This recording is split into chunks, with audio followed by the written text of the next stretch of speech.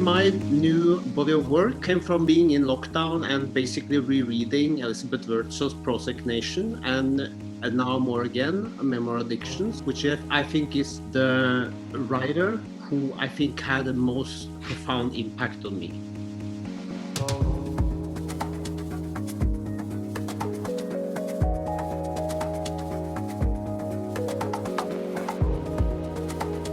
I think that her first book, Prozac Nation, really talks about the depression in a total new language. And it felt also kind of like, very actual, since by this lockdown and how isolated we've become, it also felt very relevant somehow.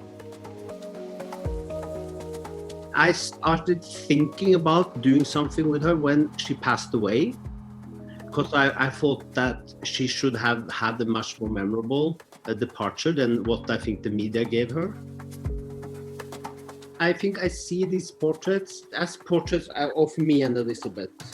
This smaller format, it also felt very relevant to have, since my relationship to her became also kind of intimate because my therapist, he knew her so well. So I think that the small format paintings and the wallpaper will mirror that intimacy instead of having big paintings.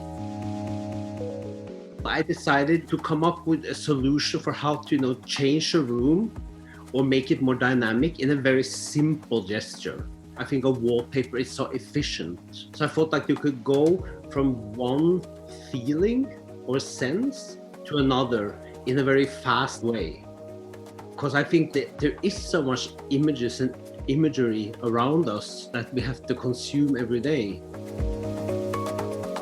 When I paint, I also sometimes feel like I want to capture that moment of when I'm painting and you're in this feeling of that you're with the painting, and maybe it just stays for like 5 minutes or so. But I think that the paintings are very much done in that mode, that you are just in the painting. And in the end, the painting as much talks to me as it talks to the viewer.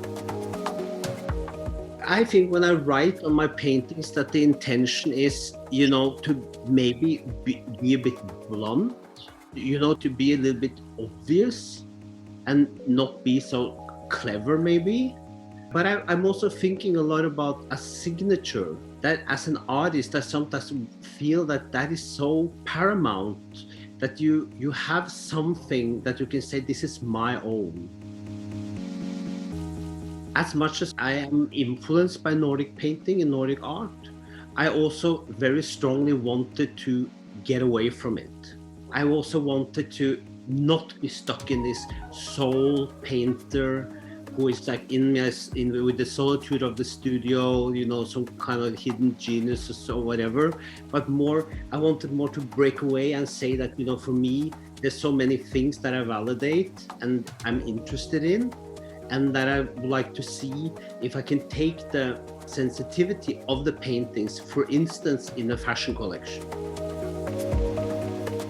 My audience is very important for me, because I do feel like when you make a painting or you make an exhibition, you also step into a public realm in a way. You step into a public space.